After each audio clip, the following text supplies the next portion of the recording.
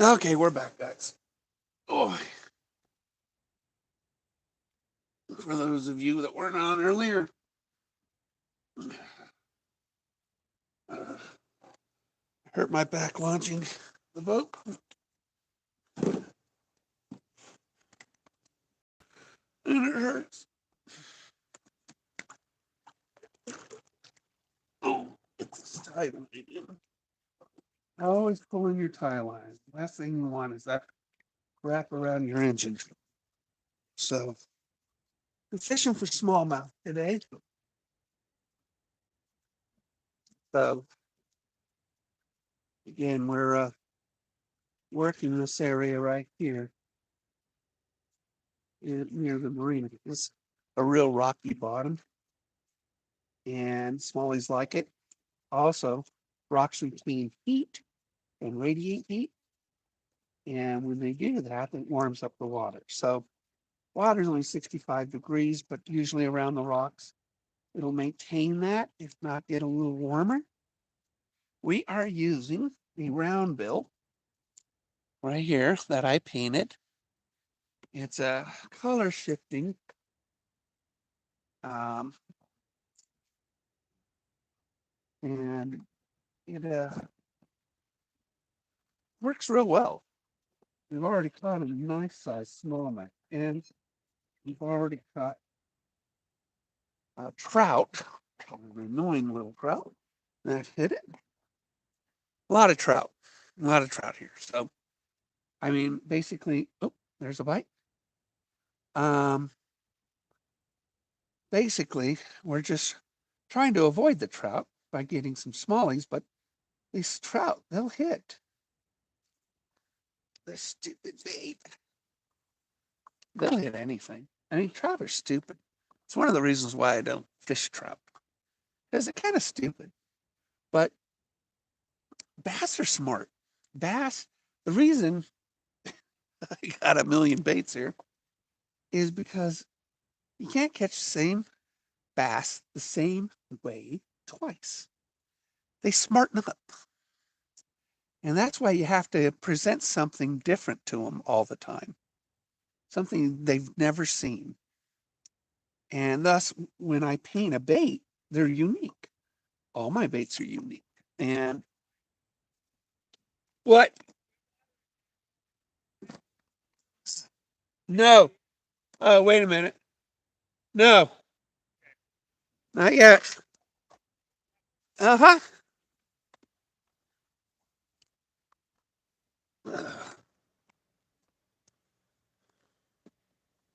So, anyway, we're just catching a bass requires skill, a lot of practice, a lot of money, and trout fishing doesn't. I mean, you could just throw some power bait below a bobber and catch trout all day long, especially in this lake. This lake, yeah, we keep stocking trout in this lake like crazy. And so we're,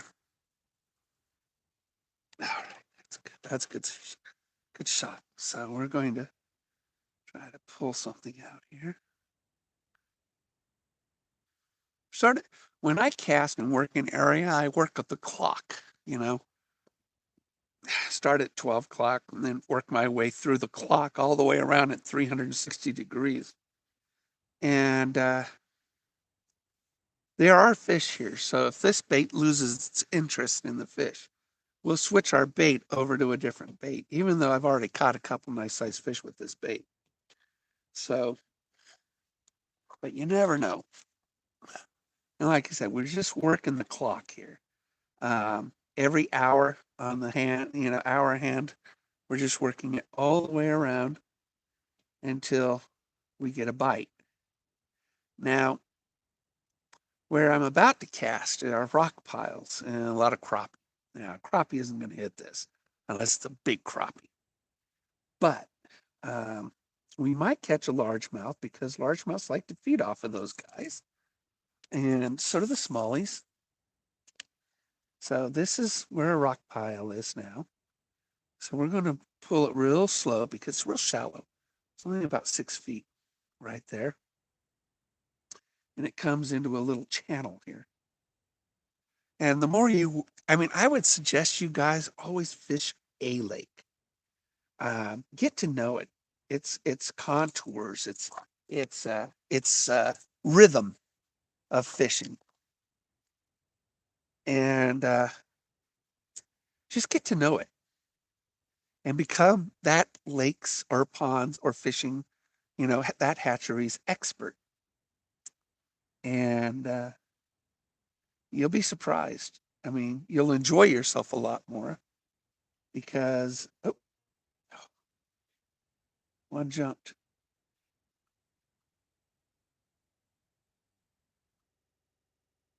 This little guy.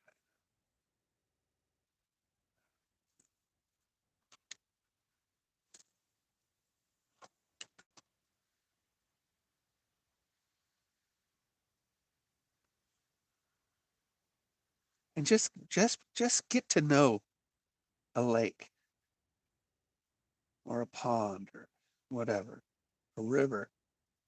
You become the expert, understand it, and the more you fish it, the more failures you have, the more understanding you have of that lake and that hatchery. And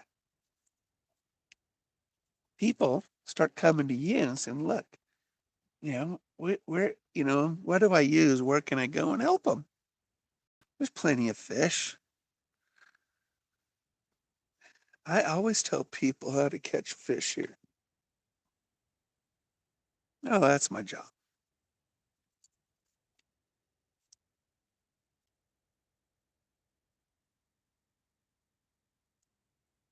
I don't think you should be selfish about your fishing spots, although a lot of people are. They feel differently about it than I do.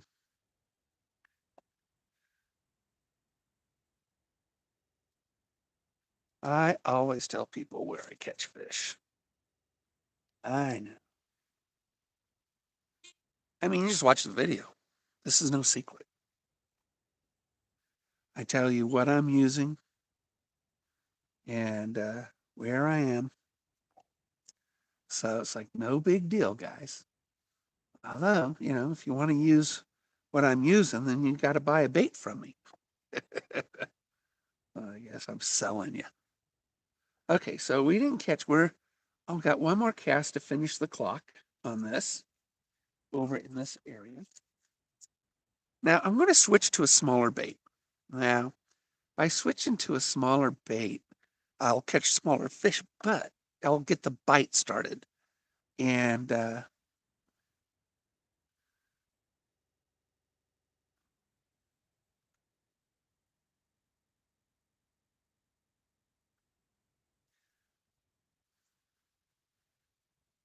we're going to move out farther. We're going to move out farther because I'm not even seeing a chaser. And typically, when you'll see chasers, a fish chase your bait, and that gives you, well, hope. I do see some small jumpers, but those are probably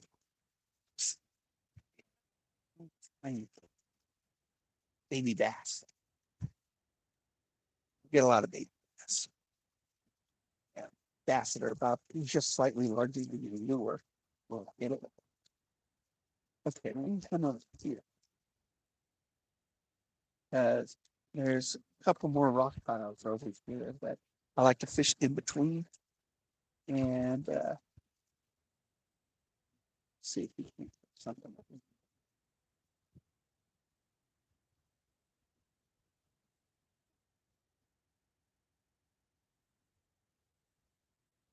See the way the water is. It's just beautiful. It's glassy.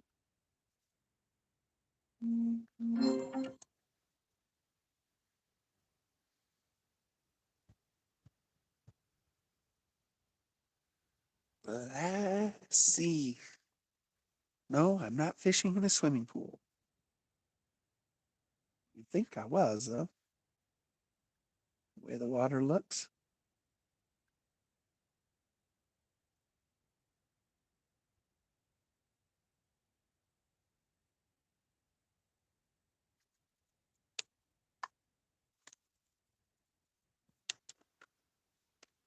Saw some action over there. See if I can get an interested party.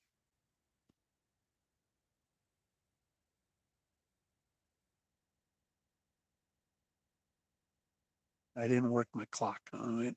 I went from 12 to 8, only because I saw something there. So sometimes you don't work your clock quite as methodic.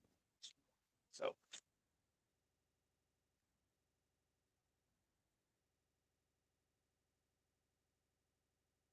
oh, back is killing me, guys. My back is killing me.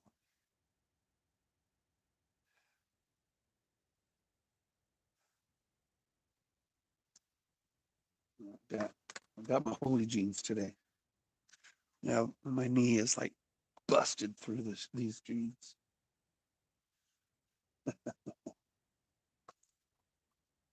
Yes, right down the middle of the marina there.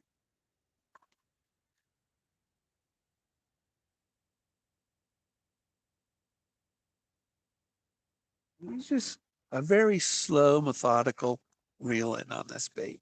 It's got great action all by itself. So you can pause it, see if anything hit it. If something's chasing it, fish are opportunists. So you can just reel and pause, reel and pause. And by doing that, sometimes they'll hit it on the pause. But a lot of them, it's a reaction bite. So, and they'll chase it and they'll hit it. So when you're working a bait, I mean, bait presentation, I do have a video on bait presentation. You just got to play with it. A little, go slower, go faster, go stop, start, jerk it, just work it, make it move a little bit left and right, side to side by twitching your tip of your rod. Uh, that happens. I do that a lot, by the way, because by twitching the tip of your rod, it does cause the bait to shoot back and forth. By doing that, it looks like an injured fish. And so people wonder how I catch so many fish. I do work. Oop, must be a baby bass. Is it on? I don't think so. I think I lost him. Let's see. Yep, it's a baby. Oh, it's a crappie. Oh my gosh. It's a crappie hitting this thing for. It's not even that big. So there's a crappie. Look at that. He hit this big old hooks.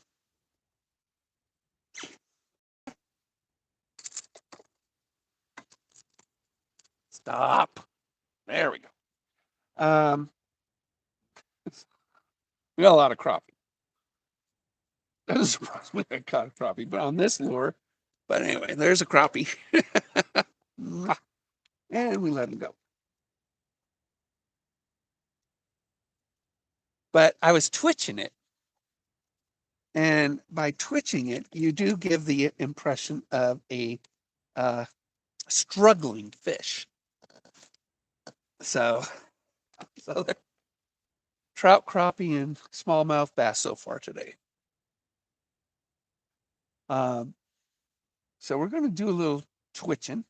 There's a lot of crappie underneath me. I see them. This is a good crappie area. I mean, I can jig crappie and just pull them up every minute.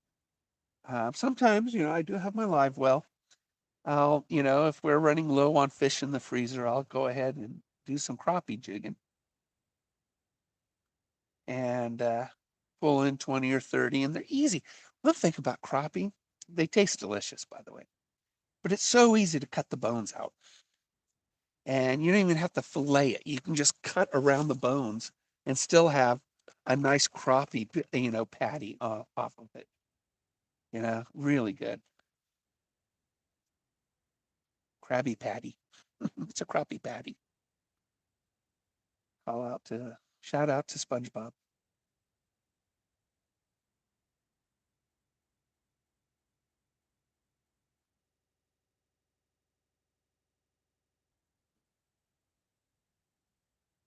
So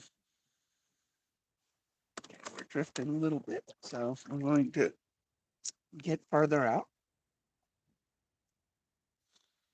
There's a lot of crappie. Fish finder showing quite a bit. And like I said, it's just pure reaction. It's just a reaction bite. So it's not like he eats this. Look at that. There's a 2.5 inch, 3 inch bait, What's that stupid crappie grabbing that for? Like I said, I don't mind it if the crappie's big. Then I'll just keep them because they're delicious. All right, let's go back out here.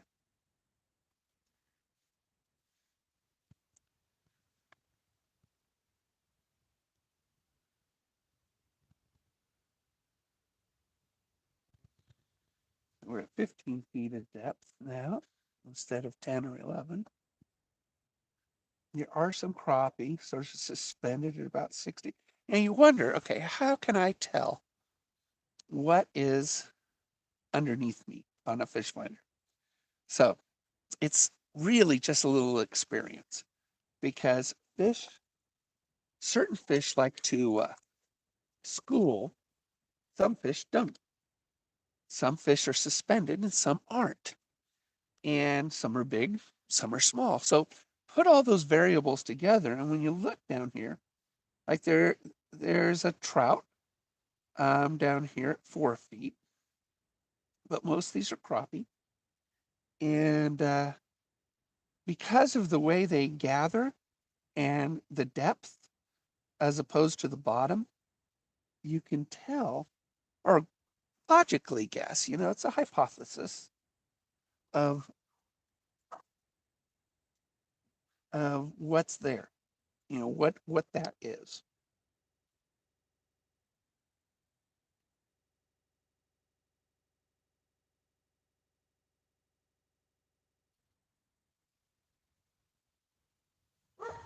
And that's pretty much how you do it. I mean, we need to get back out here. Let's try some largemouth. So as we go out here, the uh, the bottom of the lake is going to switch from rocks to grass. Now there's an old rhyme, where there's grass, there's bass. Well, they mean largemouth. I don't catch too many smallmouths in grass, but they can be. They can catch anything anywhere. But the likelihood of catching, smallie in grass is just less likely. It's more likely to be a largemouth. So now this is a transition area.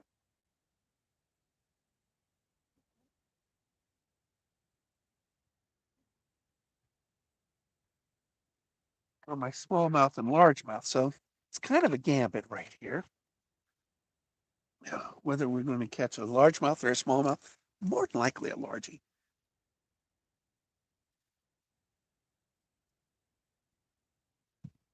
But I don't catch real big ones over here. I mean, we have 6 pounders and whatnot, but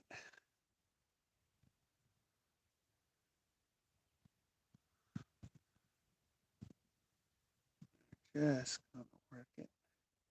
Again, I love this bait. So there is another bait that works really well for largemouths, and it's a jointed jerk bait with a paddle tail.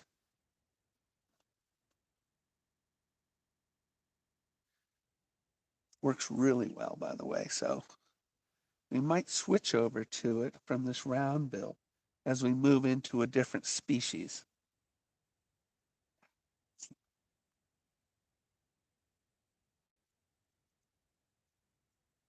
It's hung up on itself. Sometimes the line gets snagged around a hook. Then you got a whopper plopper. Yeah, we're not getting top water right now, so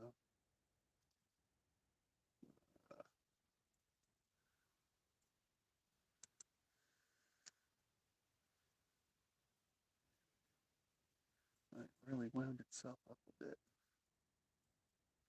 Ah,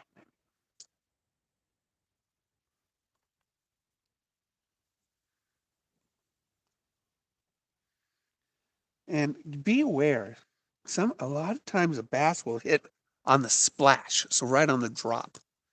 And so close your bail, set your, just get ready for a hit right on the drop. I mean, they hear the splash and bam, they hit it. So you just gotta, when you're fishing, you just gotta be ready.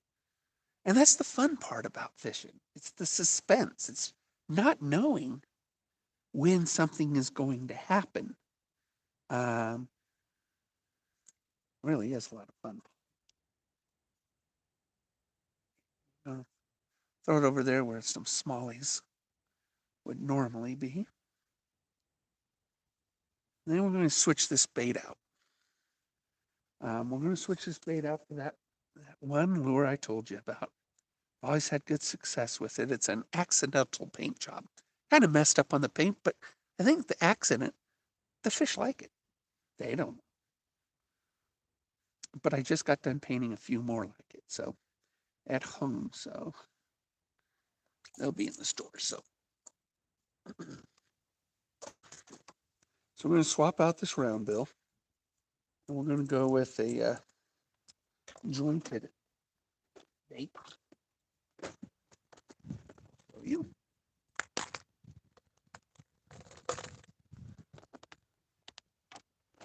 going with this one. So this bait right here, it's got a soft paddle tail on the joint. Really gets to swim. This green and black work really well. It only dives about 2 to 4 feet. About 4 feet. And I have caught a lot of fish on this thing. So we're going to go throw it over there. That's largemouth area. And we'll see what happens. See what happens. Again, it's suspenseful. That's the beauty of it, right? Hey guys, Randall and Donald. Hey guys. So I caught a crappie on a bass lure. Go figure, huh? It wasn't even that big of a crappie. But we caught a crappie, a trout, and a big smallmouth bass today so far. So we're up to 3 species. We want to add the largemouth to it. So we're working a largemouth area, which is a grassy area, and we're using this jointed bait, which is a really good bait for my largies.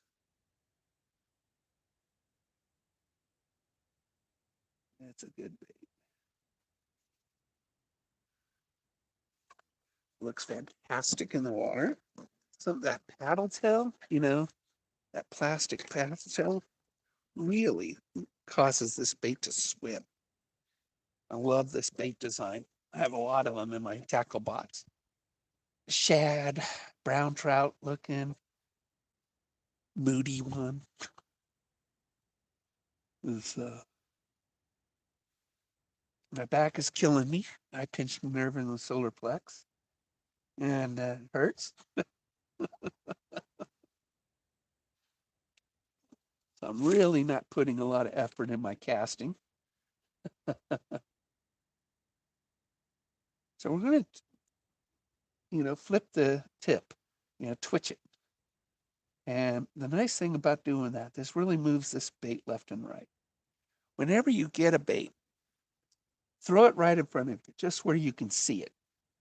work the bait different ways to see what you like. In different ways you can work that bait's presentation. This way, when it's way out there and you're working it, you know what it's doing. Each bait performs differently at different speeds. And you want to know what it's doing. And you want to work the bait the way it's designed to work. Like I got small baits that you work agonizingly slow, and that causes the bait to work. If you work it too fast, it just flips on itself, and it's no fun. I mean, it just doesn't look natural, and you're not going to catch anything. So every time you buy a bait, right in front of you, just pull your rod through it and see what speed it looks the best at, and then change its presentation at that speed, like little twitches. Does it shoot back and forth? Does it flip onto itself? Things like that. And that's what you want to do. And learn the bait before you cast it out there. If you learn the bait before you cast it out there, you'll get more success. A lot of people, they think they can work any bait the same way all the time. Well, that's not true at all. In fact, it's horribly not true. You've got to learn the bait, just like you need to learn the fish. So, oh, that stupid bail closed on me. I was going to flip on itself.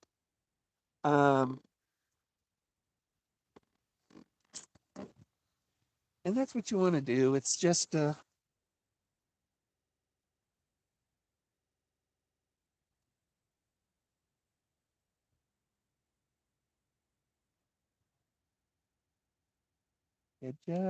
learn the bait, and then if you do flip, you know, just twitch it. Try to vary it. 1, 2, 3. You know, make it look erratic. Don't give it a rhythm, and let the fish think it's not natural, or it is natural. Change the speeds a little bit.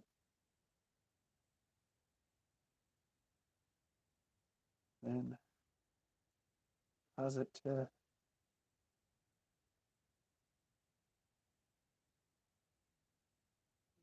there's a there's a lot of trout at 25 feet and 50 feet of water. They're stacked, big ones. Just FYI. But my fish finder is just lit up at 20 to 25 feet out there. So you'll catch a lot of trout. They're hitting my bass lures, and I don't want them to. Oh, oh.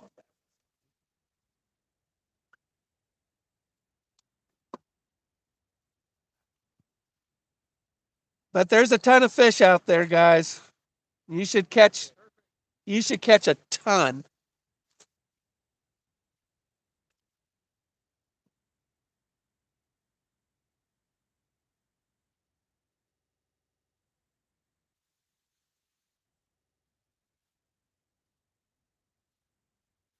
20, 25 feet down. Just pull them up.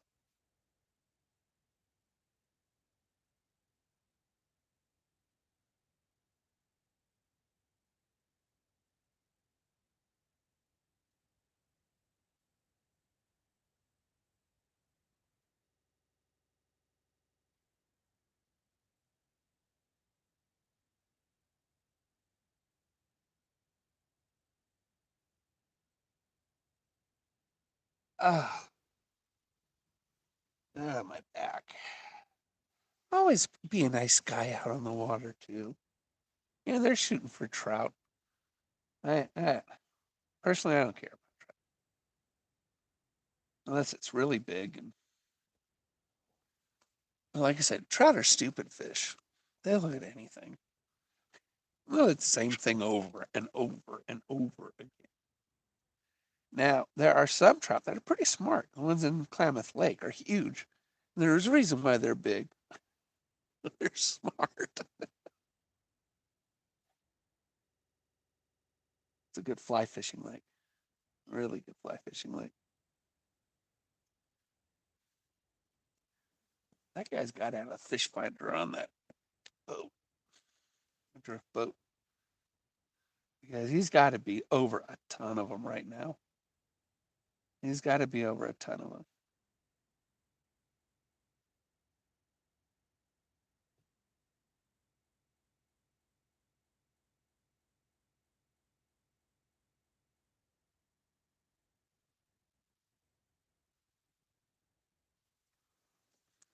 But, more than likely that's a guide, and he don't like being told what to do because it doesn't make him look very smart. And so he wants to look like the know-it-all. But dude, somebody gives you a pointer, take it. That's what I say. He's got to be over a bunch of trout right there. Although if he goes a little farther out to his left, he'll he'll catch a buck. Yeah, maybe he doesn't want the guy to catch his limit real quick. Probably getting paid by the hour. Usually when I see a drift boat, it's a guide, somebody who's getting paid a lot of money for nothing. Me, you just tune into my videos. You can save yourself hundreds and hundreds of dollars. Thousands in the case of some of these guides. Crazy.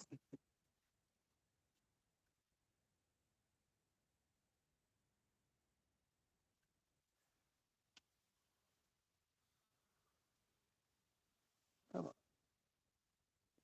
We're going to cast it 3 more times because we haven't got a bite on this yet. That was my boat.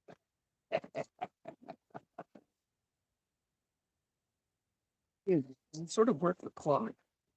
Now there are bass over here, large, and I know, I mean, even small ones. I know there's a bunch of them here, and we're going to. If it doesn't, they don't hit this, which is, a little disconcerting because they should.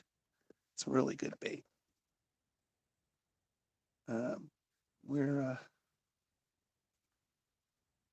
switching out the bait, and again, it's kind of the way I do things. I mean, I have so much in my tackle to where I could do this. I can play around with different baits and different presentations. And after I work a clock, which is, all those 360 degrees, I can switch baits. Usually I'll get a hit, and that tells me I'm on the right track. Um,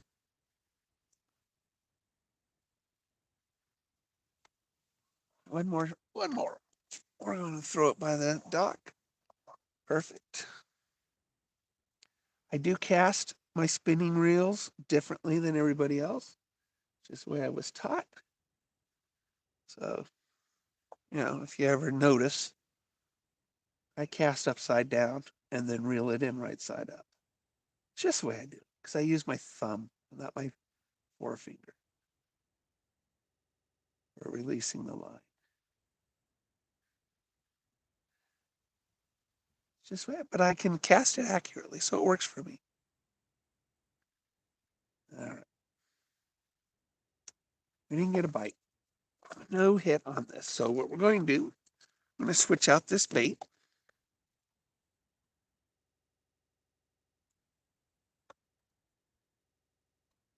I'm going to stick with the square bill. Oh, my back.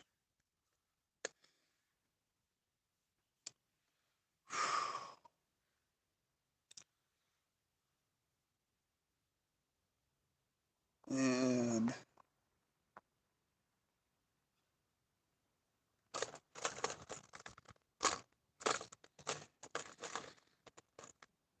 It's a lipless. What's he doing in here?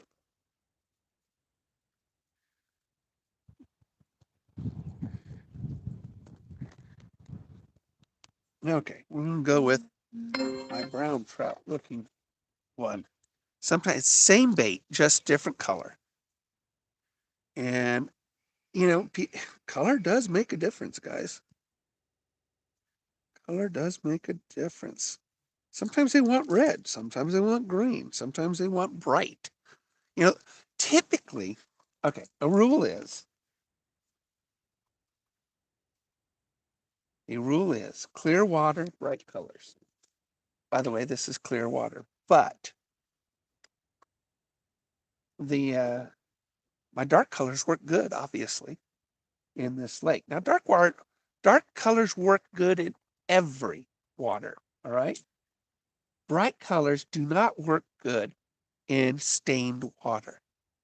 So if you ever want to buy an all-inclusive bait, then buy a dark colored bait because it'll work in any water that you want. Um, but this lake's always clear, so you could actually, I paint a lot of brightly colored baits for this lake. But any, I mean, it's kind of a nice little pointer. If you're in the tackle shop, buy dark baits because they always work. Now, why do you want bright color baits in clear water when dark color baits work? Because bright color baits can be seen farther by fish in clear water. And so your attraction area where it'll attract fish is greater with a bright color bait in clear water than a dark color bait. Now, darks always work, but again, it's pulling from a smaller radius. So a bright color bait actually pulls from a larger radius. And that's why we buy bright color baits for lakes like this, because our odds of catching are greater if that's what they want. Now, all these baits typically have rattles, and sound travels through water really well. Um, I mean, whales can be heard for miles. And so another thing that, I mean, you could catch a blind fish because they will go off of rattles. And also, as the swim, the action of the bait happens, it creates waves underwater, sort of like sound waves. And they actually feel that.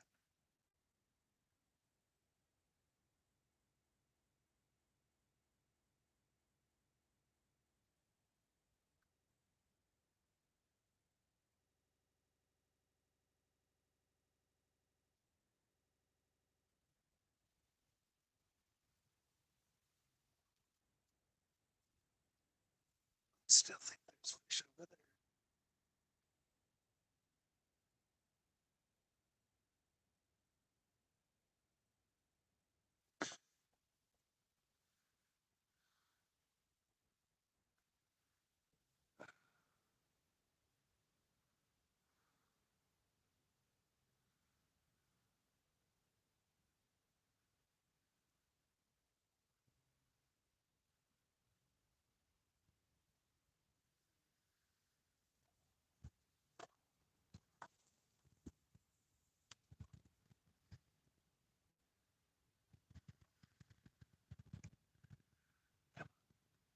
I know there's bass over there.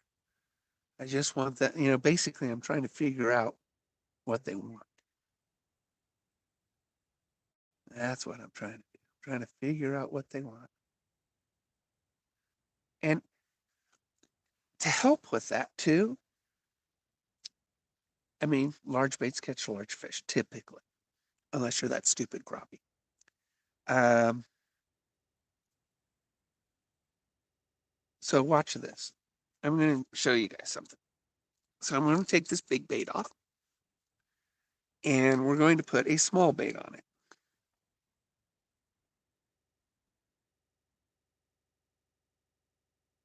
Now, if you're ever having trouble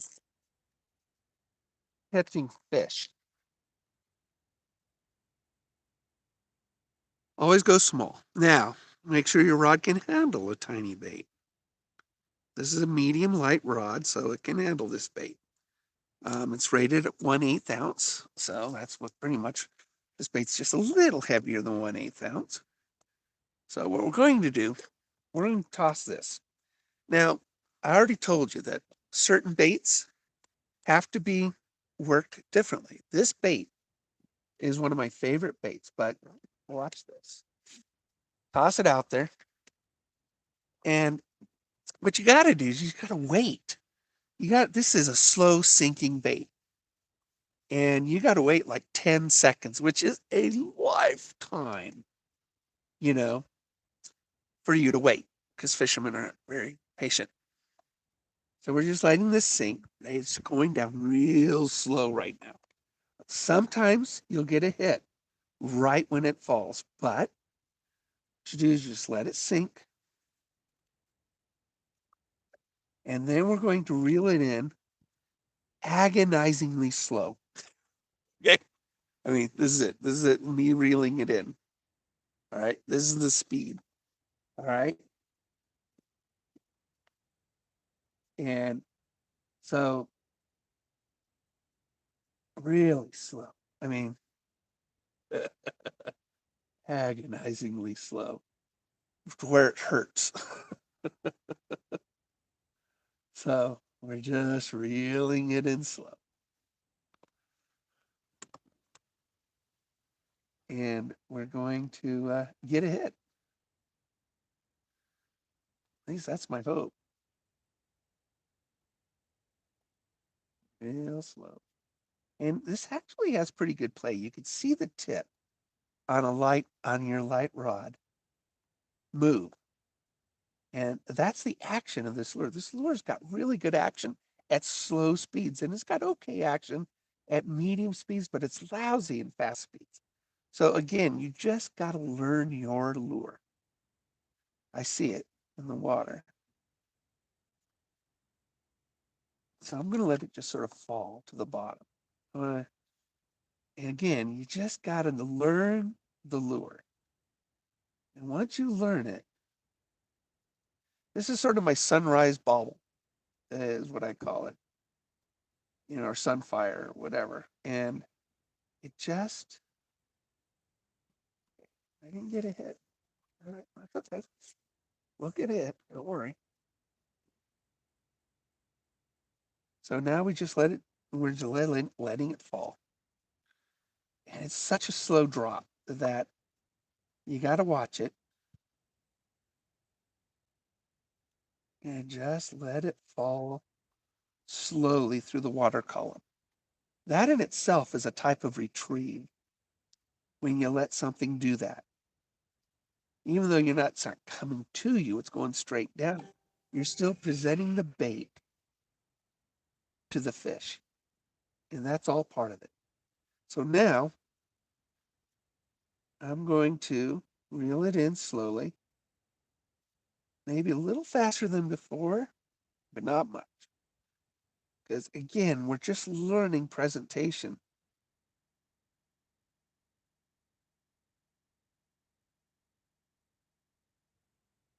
Just learning how to present it to the fish.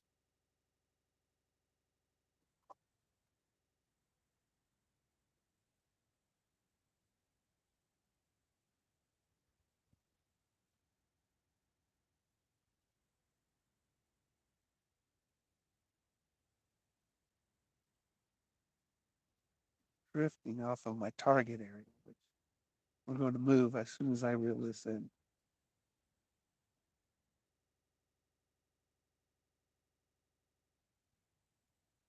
Because we're moving out of my target area.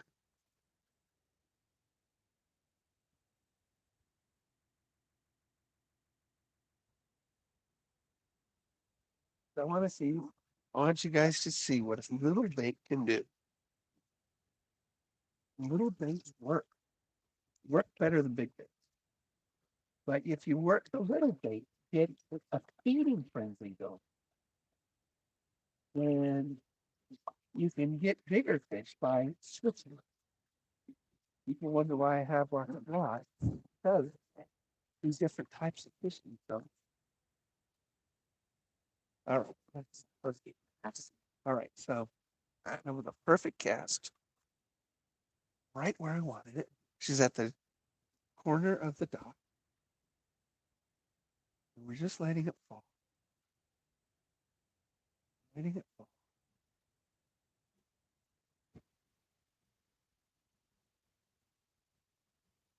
So the more I let it fall, I can choose do I want to catch a crappie or a perch or even a bass. So we're going to let it fall halfway down. And the way I know how fast it falls, because I watched it. Again, I tested this bait in front of me. So I understood its characteristics.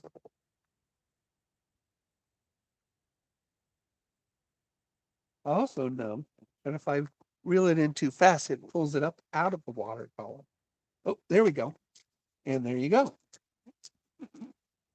So it's a little fish, it's a perch, because I let it fall closer to the floor. And but little baits always catch fish. And if you want, again, understand the bait. If anything you learn from this particular lesson is understand the bait, and you'll catch a little fish. And then what ends up happening is that if we get more bites like that, it creates a feeding frenzy. The sounds start happening underwater. And then we can throw bigger bait after we catch a few small fish. And it excites the area. So let's do that again. Again, you let it fall. And you really can't be in a rush when it comes to things like this. You just let it fall and keep an eye on your tip because, like I said, a lot of time letting it fall in the water column is in itself a type of bait presentation. So we're not going to let it fall as far because we got to let it fall too far and we ended up getting a perch. So now we're going to hopefully catch a crappie or a bass. And it's only went down about 4 feet in the water column. So now we're up to 4 species though, aren't we? Perch, crappie, smallmouth, and trout today.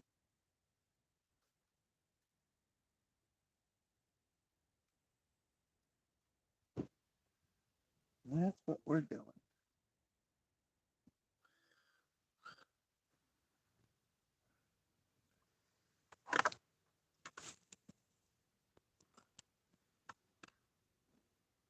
So people wonder, how do you fish? Well, you want patience, but understand your bait and what to do with it.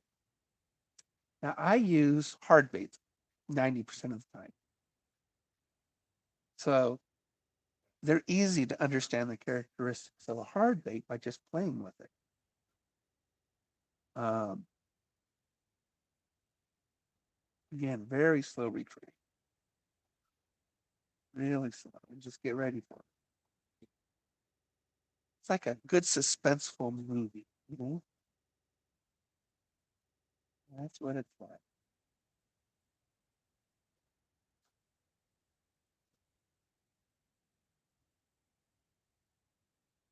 I love old suspenseful movies, don't you know?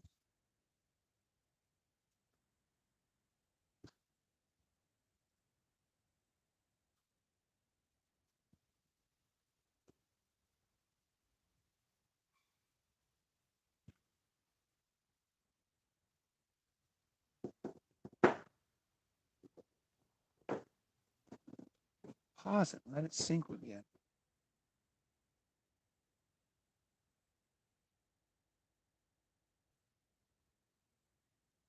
I'm going to run right along this belt here. This is perfect. Hey guys. We're going to take a kayak out today. Where do you think the best spot would be? By the way, we really enjoyed that trout. Oh, good. Well, I've caught everything today, so I got a beautiful smallmouth too. The see where that yellow boat is? Yeah, straight out. Go past that, and there's a stack of trout down there at about 15, 20 feet. And if you go out there just past that yellow boat, I mean, they're just all over the place out there. Okay. And so I'm just I'm doing a live and I'm teaching everybody like, how do you catch different species of fish? I mean, you target them. I catch, I want to catch bass typically, but when they're not biting, you catch a lot of small fish, things like crappie and perch. And you catch a bunch of them, and then that creates a feeding frenzy. And so they all give certain sounds when they're excited, and that then I could throw bigger lures and Could get your bass. yeah, and I caught a beautiful largemouth. Beautiful. It was 2+ pounds, and it was a great fighter. But and this bait right here is a very slow retreat. And when I teach people, it's like understand your baits. Um, this one is very, very small, but you got to let it sink for 10 seconds and reel it in to where it's almost painful. You just don't want to reel it in that slow, but it it's an effective bait. I think you just got to obtain 5 more of these. Show them the one you bought. You did? A spoon. Yeah, spoons like to float. So when you throw it out there, you want that to sort of do this. That's what a spoon does. And then when you reel it in, lift up your tip and let it fall again because that's effective when it's falling. That's when the fish is going to hit it. It's when it falls. It's not when it's going to go up, and it's not when you're pulling it in. So that one's just going to you're just going to roller coaster it is what you're going to do with the spoon. And that's a good. I mean, it's a good looking spoon too. So you should. I mean, out there, you're going to catch those big trout. Is I there mean, another bait that you think, or another bait that you or lure you recommend that we get right now? well, I love for trout. I love the Vibrix spinners because they actually create a harmonic sound. The Vibrix does, and that's that's my favorite. So you bright colors. And you have the Vibrix in here. Yeah, the yellow black or something like that, Okay. or the pink. You have. You know, but yeah, the Vibrix works really really well. Just go buy you one of those. Yeah, we sell them and they're fantastic. We sell out of them all the time. So because I sell them. Awesome. That's why Because you push them because you believe in them. Yeah. yeah, Awesome. well, I can catch off of them, and Vibrix, I've caught every type of trout there is practically on them. So, and those trout out there are probably getting fed on by German browns too. Is he? Is that a trout? I'm surprised we got a trout so close. The trout are starting to descend into the water column as the water warms up. So we end up switching our species right now, and so the bass will start coming up, and the trout will start going down because one's warm water, one's cold water. But our water isn't warming up like we want it to be. It will in the next week or two. I sure hope so. I mean, last 4th of July weekend last year, it was 78-degree water. Yeah, so the trout were 40 feet below, and I was catching topwater bass every cast. It's a good day. Oh, it's a great day. Yeah. And this year, it's just like it's just staying so cold. I mean, but the bass have finally finished their spawn, and the smallies are finally hitting, and they're the best fun. That's the most fun fish to catch in the lake is the smallmouth because they fight like nobody's business. And I caught a beautiful smallmouth earlier, so it's just a great looking fish. So But yeah, I'm at 4 species right now and just teaching everybody. If you ever go to my YouTube channel, you know, Did you go to it yet? oh, you should. You should check it out. Like this morning, terrible at fishing. Yeah. And, this morning I'm teaching everybody understanding your baits and then knowing how to catch specific species in different environments. So, like There's a lot of knowledge to it. it is, it's a lot, Just but like when the weather warms up, it's a bass day. exactly. And The then water's getting warm. understanding what the bottom is made up of, and that tells you what type of fish is going to be in that part of the lake. So rocky bottoms are going to be, crappie, perch, and smallmouth bass. Grassy bottoms, you're going to add largemouth bass, but lose the smallmouth bass, and then um, understanding whenever you buy a bait, when you buy that bait in there, just toss it where you can see it and drag it through the water in front of you, so you could see what it's doing at different speeds. And this way, when you throw it way out there, Now you know. you know what's going on out there. So like that spoon, when you throw it out here and you're not, you do a straight retrieve, it's not going to look the same as when it's falling. And fish like to eat injured fish. Always the weakest one in the school. And it's just like in nature. So when you give the illusion of a hurt fish, they hit it. They just hit it. Sound good? They're opportunists. All right, well, we're gonna rent a kayak and head out. Yeah, just go past that yellow, Okay. and they're stacked. They're stacked out there. Okay, I mean, my fish finder was just lit up with trout. Sweet. Yeah. Let's go get a trout. Dinner. Yeah, definitely. Thanks, check Mike. on you. I appreciate it. We'll see you guys. Okay.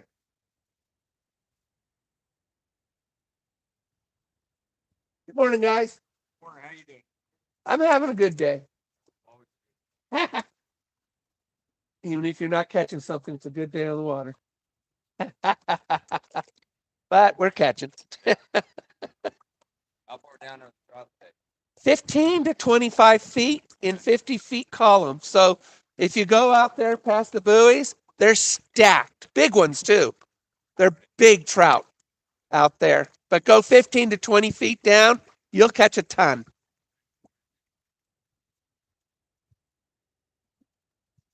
All right. So we're going to, again, we're going to go here. I'm going to work this small bait one more time. And we'll catch some because I always catch stuff. I mean, you already saw me catch a perch. So what we're going to do, we're just going to right down the middle of this. There we go. Perfect. Okay. Again, understand your bait. Let it sink. I'm right behind a bunch of boats right here. So in this area, I do have a lot of perch, crappie, and bass. So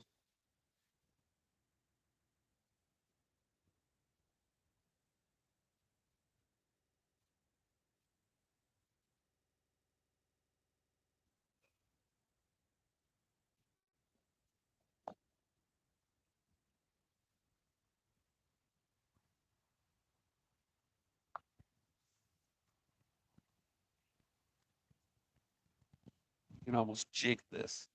But like I said, I use a lot of hard baits.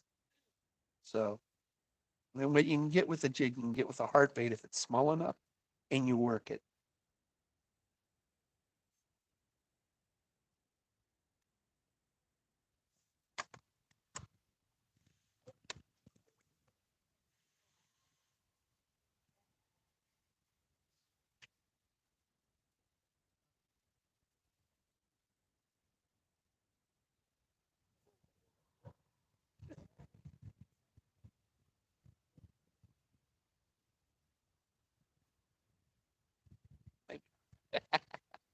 So much for that, huh? All right, we're gonna go back out here. We're gonna go for some bigger bass.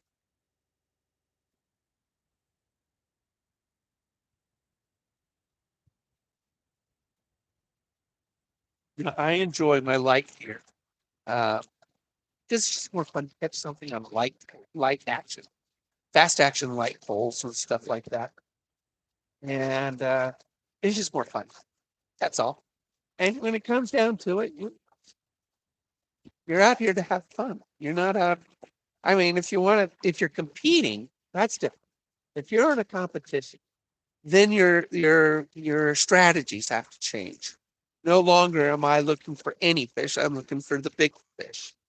But again, certain strategies are always going to go where, you want to get something, you want to get a bite started, then get a frenzy going. And this is real shallow still. It's only 8 feet of water. But you see where these buoys are is pretty much marks the drop off. There's a rather uh, uh, sharp vertical drop coming up on us right here. One thing about vertical drops, the more steep it is, the better it is for fishing, because fish like to ambush other fish. So they'll be down below the drop off, and as fish or swim over it, they come up and they grab it when they get it. So right about here, yep, there it is. Here's our drop. There it is. Now we're looking for fish. There's a real sharp vertical drop right here. We help people a lot by adding these buoys out here. It really is a great way of helping people without a fish finder. You were 31 feet. We went from 8 to 31 feet in about 20 feet. That's a pretty sharp vertical drop. So we're looking.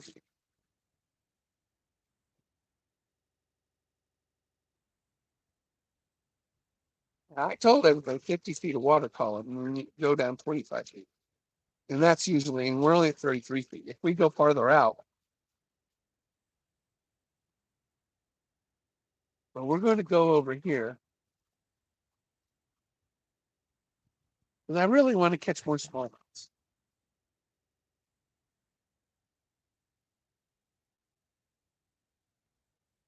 There's a eagle. He just got himself a fish. Osprey.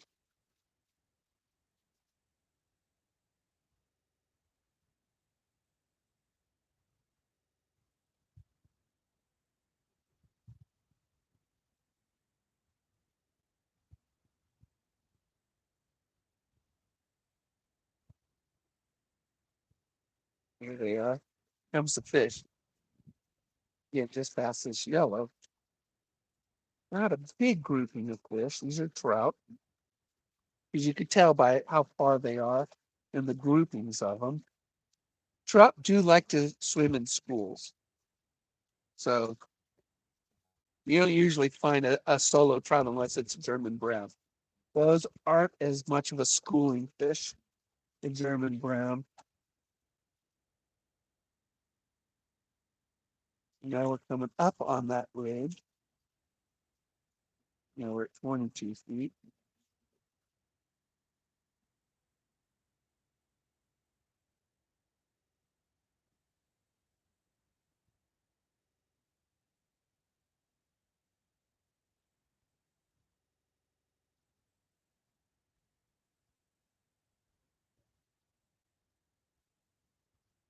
Soft water. It's going to work really well.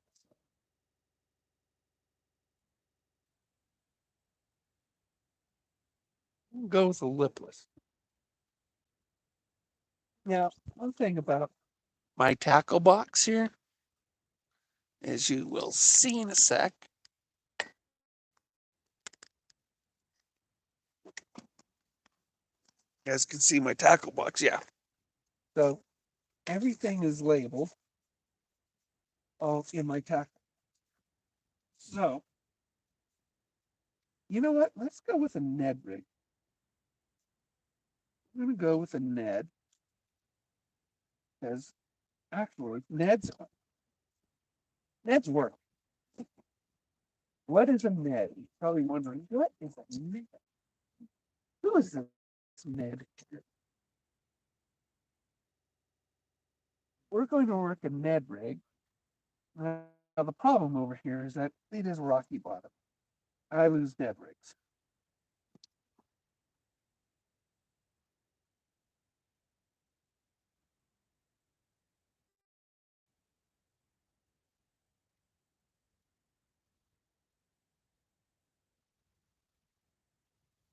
Now, Ned rigs are interesting because a Ned rig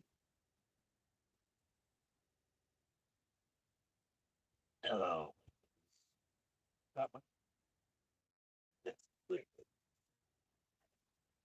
is a jig with a mushroom head.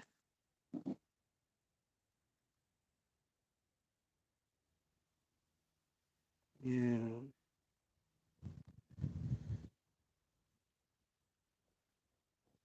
I'm going to go with a very light one, which allows it. Remember, I told you that the way it floats down is in its way a presentation. So, I'm going to do, we're going to take a Dojo Ned by 6 cents, or not 6 cents, Third Eye. It's from Third Eye. It's a really cool net. You sent it with a niece and this very light mushroom head, and it's going to sit on the bottom, and I can swim it if I want. I could swim it if I want, but it's going to sit on the bottom and do this. All right. So, you go 20 feet down there, you should be able to catch them. Yeah, because they're there.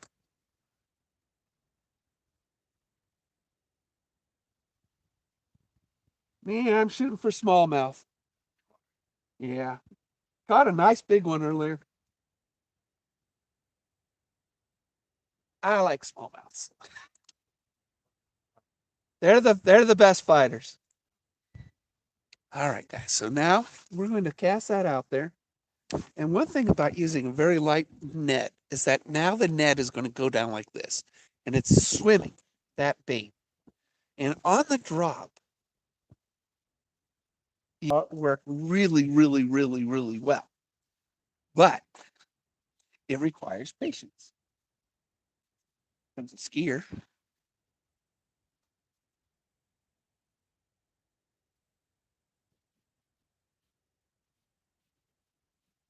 So it's not the most entertaining, thing to do, but Ned's work. Let's see, what am I missing? Hey, Craig. And Randy. Randall. I can't see without my glasses on. So once the net hits bottom, what I'm going to do is bounce it off the bottom. I'm going to let it sit again. So now I bounced it and I let it sit. This worm is just doing this right now. That's what that bait is doing. It is scented. Anise is a beautiful scent. It's like a wonderful fragrance. Now, I don't know how fish smell underwater, but they do. Scents happen underwater. I don't know how they do it. I mean, evidently they do have olfactories, senses. All right. We're going to have some coffee. This is usually when you take a drink, that's when you get a hit.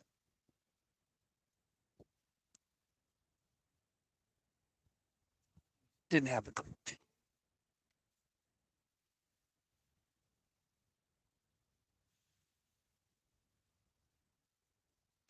And you do get a lot of snags.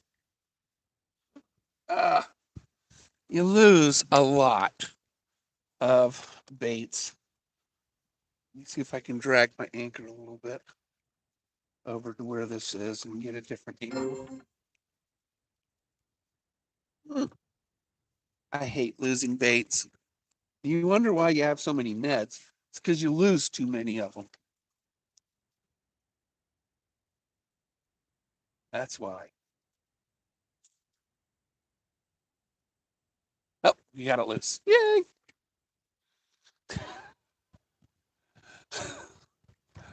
And see, and that's the problem with Neds. Neds, you lose a lot of Neds.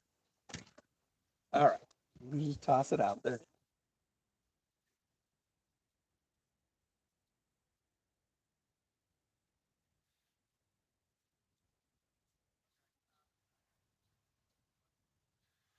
And let that sink. Now, what I'm going to do, I'm going to try swimming it.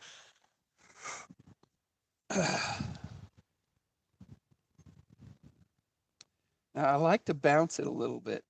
And when you work, uh, I mean, basically stay between your chest and your top of the head.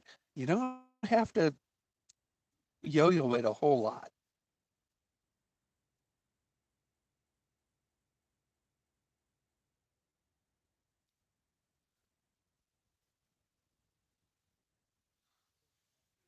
Everything hits Neds too. I'll just tell you. Crappie will hit a Ned. Trout will hit a Ned. Ned, if all else fails, use a Ned.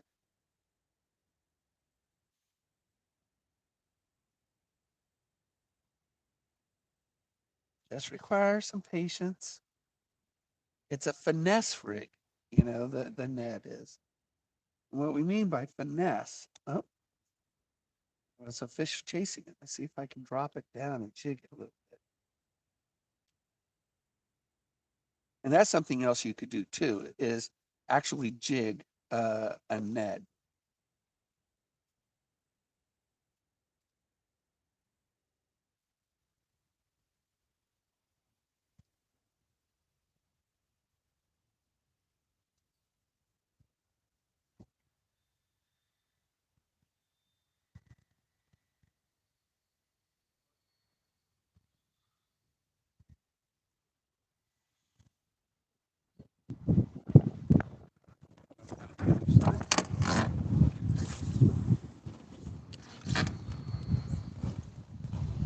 Wind is starting to pick up a little bit.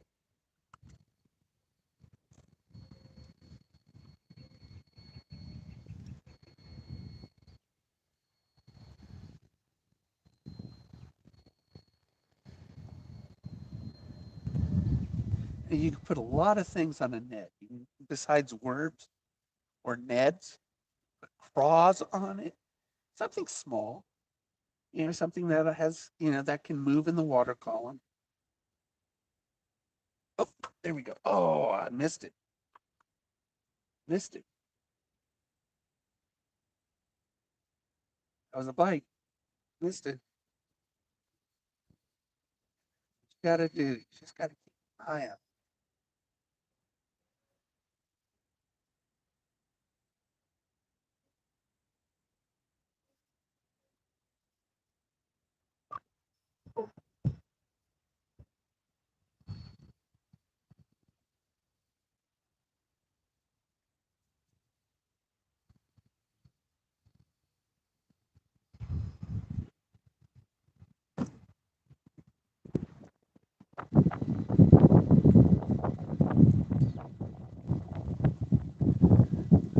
Let's try that again.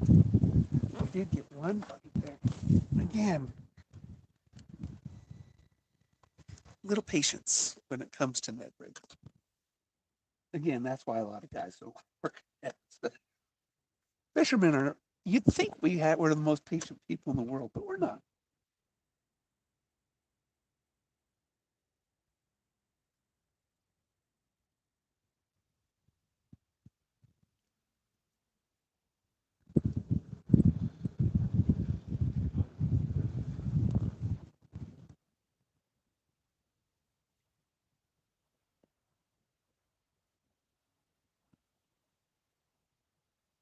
With a net, you really don't know what's going to hit it. That's kind of the mystery of net.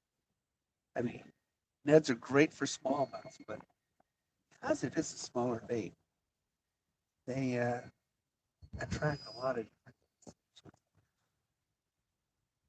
It is a good smallmouth.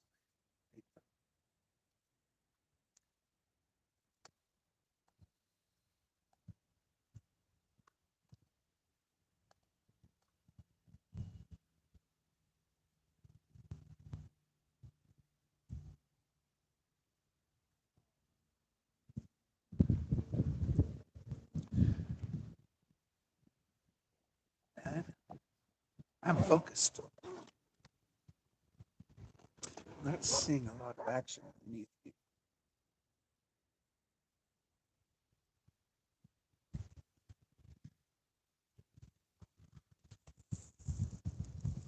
Oh, that was a lousy cast. Lousy cast.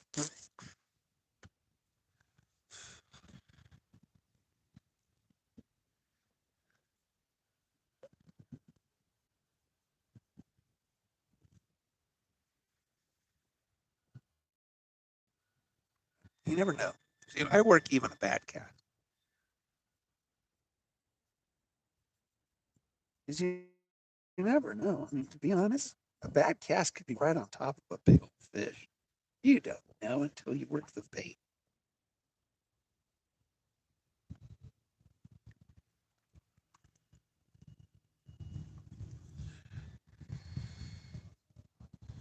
There's a 1/8 ounce Ned on my medium light pole.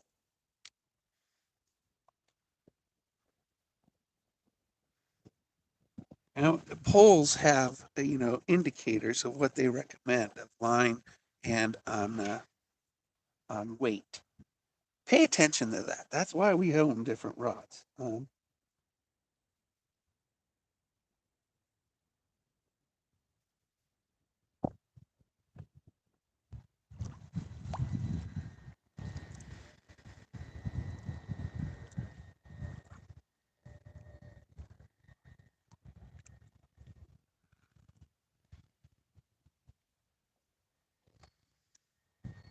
Sun's hiding behind these clouds.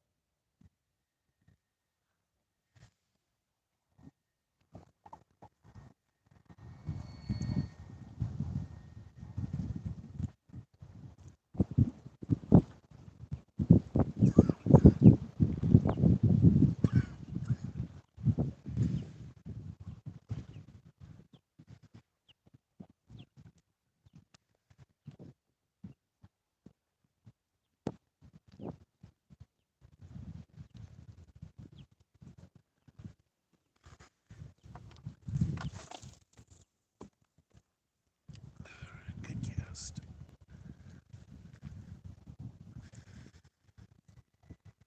You tighten your line just in case you get it on that drop.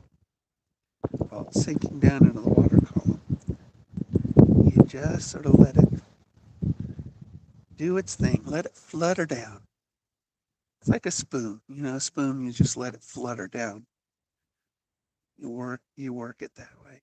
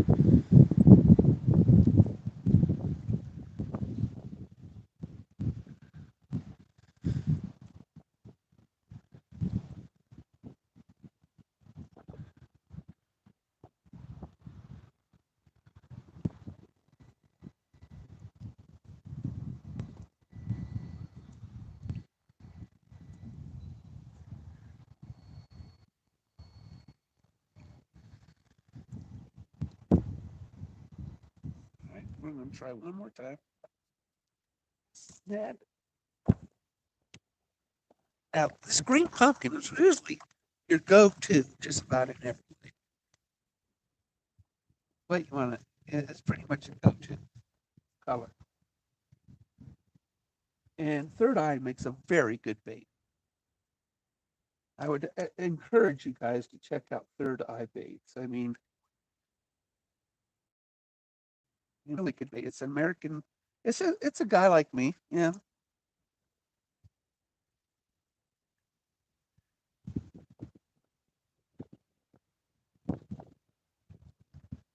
Try straight retrieve. Swim it. See what happens. And again, you're going to try different different retrieves, different depths. You know what? We can try chatterbait.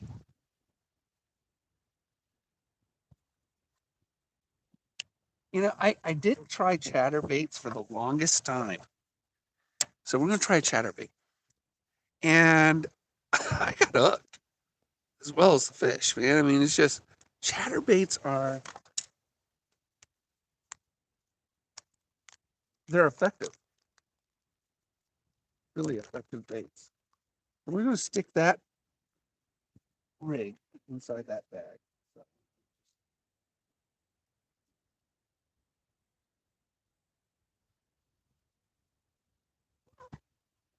all right, so chatter. Oh, here it is. Again, mark your bait boxes so you know what's in them. Now, this is a light rig, so I need to go with a lighter chatterbait.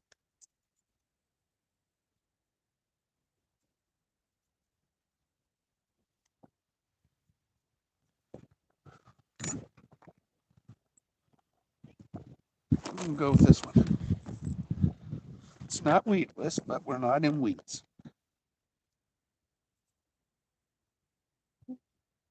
So we're going to go sort of a rainbow trout color. And a chatterbait has a blade, also called bladed jigs. And so it flashes and rattles under, I mean, chatters under the water. So, and again, you want it to fall. Let it run down, you know, about 1 second per foot. And what are we at? 13 feet here. Oh, and then activate the chatter. You'll see that your tip of your rod vibrate when you've activated the chatter. And some chatterbaits are better at slower speeds, and some are better at faster speeds. And so I run it basically the slowest speed I can activate the chatter is what I run it at. And I'm trying a shallower right now. Running it shallower right now.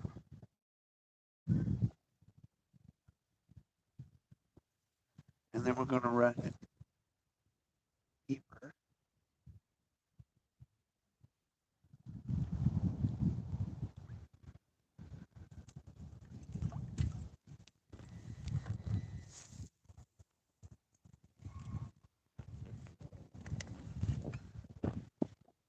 Now I count to like 7 and let it go down about 7 feet, give or take. And then activate the chatter and bring it up on a fairly steady retrieve. I do jerk it a little bit, play with the tip.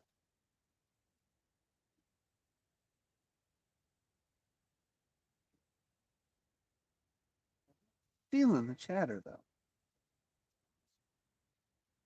This is a Z-man, so what I want to do, self it there. There. That's the speed.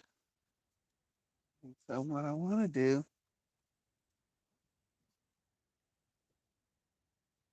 you want to feel that vibration on the tip. And I wasn't feeling it. That means the chatter wasn't working.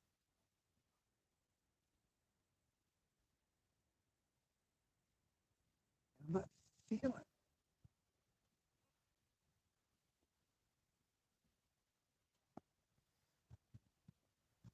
Ah, that's frustrating.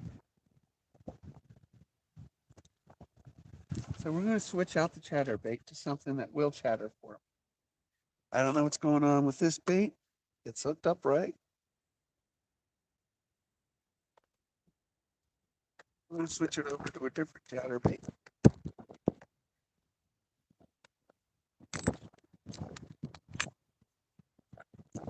Too heavy, too heavy.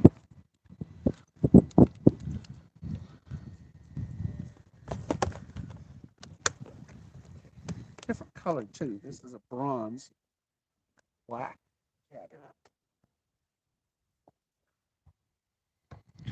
Remember I told you the dark colors always work, but bright colors work in clear waters. So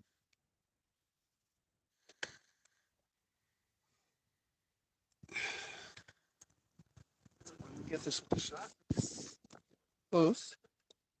Yeah, that feels really good. I'm going to give this a shot. Let it sink. And that paddle tail on this, that swim bait, that soft plastic swim bait, is what we call a primary action. As it swims, the skirt, it flops. It causes it to flop. And that's the secondary action. And that sort of imitates the scale reflection on a fish. Okay, feels good.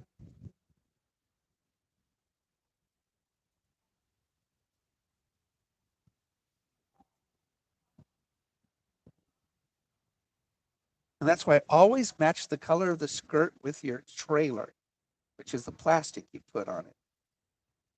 Because it's got to look like the same fish. You don't put a silver or a white, a dark, white plastic on a dark chatterbait. You just don't do that.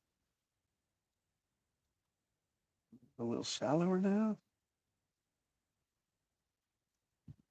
Because it doesn't look natural. And you're trying to basically fool a fish, is what you're doing. You're trying to imitate a fish. Ah, a little cloud break there. Always feels good to have the sun on you.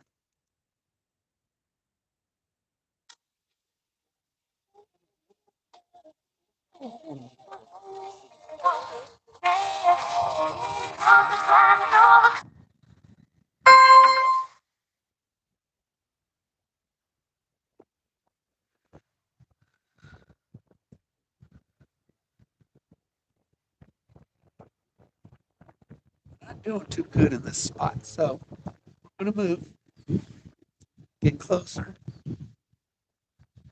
Because chatterbaits work really good on the rocks. You just can't let them hit the rocks.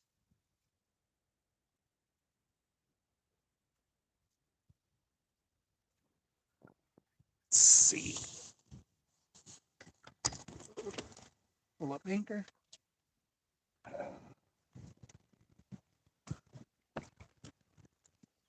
Yeah.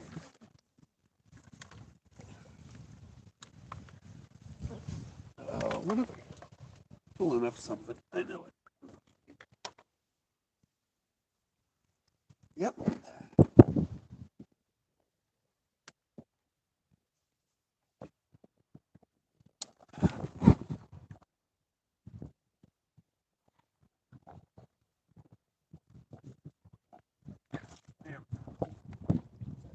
Cable. No, that's how I almost died. You know that, don't you? Pulled up a cable. There's all sorts of cables at the bottom of this lake. And I seem to find them all. Now, nice thing about a boat, you don't have to worry about it. In a kayak, that would have flipped me maybe. So, you know, what, what can you do? Get a boat that doesn't flip. That's what you do. All right, let's look down on the fish finder. Let's see what we can see. I need. I had a taller seat, but it was too topsy. Just like it was falling out of it all the time. I'm like, think of bed like this. Okay, he's in a good spot. That kid was in a good spot. 25 feet down, kid. Just let it float down.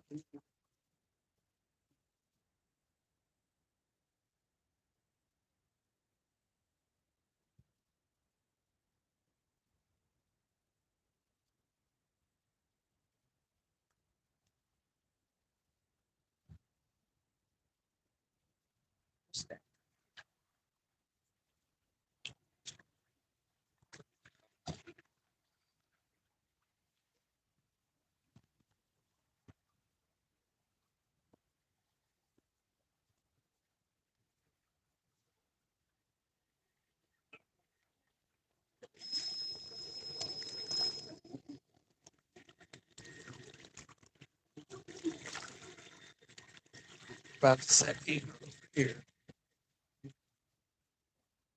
See if I can get another angle. Get something over here. I think. Oh, why else would I do it, right?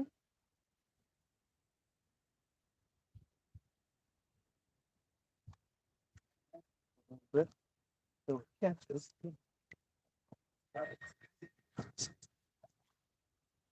Tough to get a good anchor hold over here.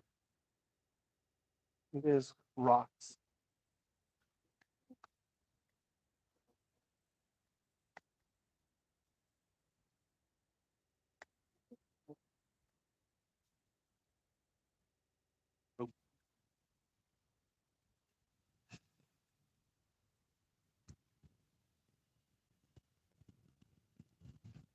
Ah,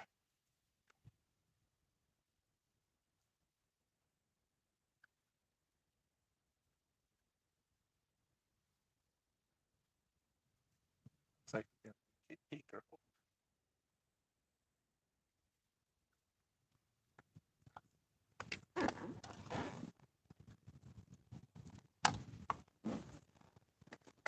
Not real deep over here.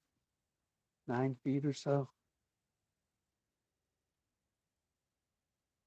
I have to let it sink. Oh.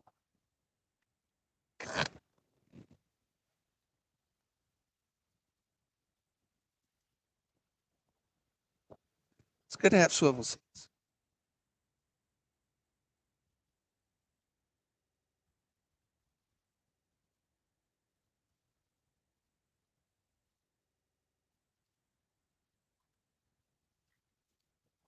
I hate it when the bell closes on me.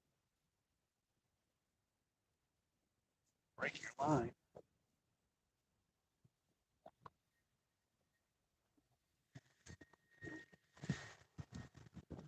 By Jeff's boat.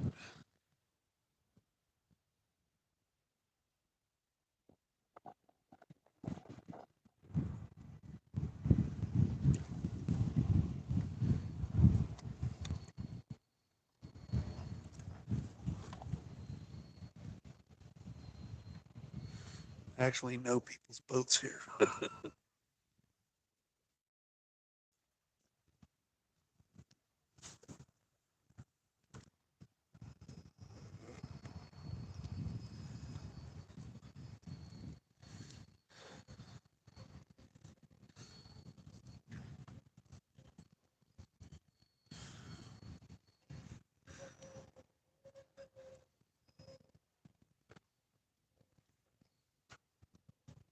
I lost my anchor hold.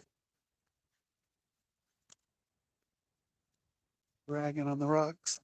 Hate when that does that. All right, guys, I'm gonna take another break. I don't know what it is.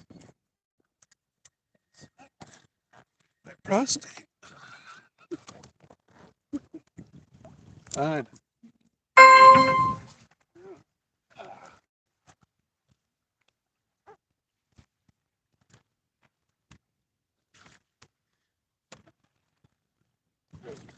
Time is it? Find this fishing boat back. Oh, he's gone for a while. Back. All right, guys, log off.